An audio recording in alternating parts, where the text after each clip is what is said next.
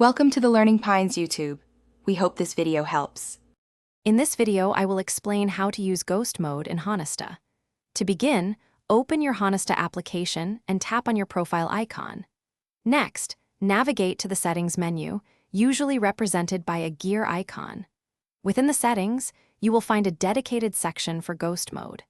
This powerful feature allows you to control your online visibility with just a few taps, giving you a more private experience. Once ghost mode is enabled, you unlock several key privacy features.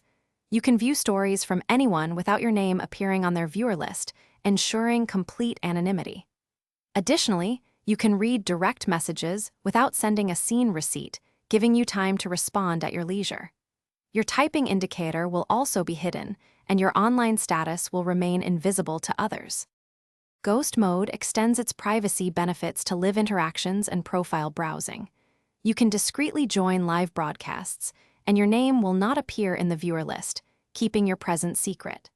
Furthermore, you can visit other profiles without leaving any trace of your visit.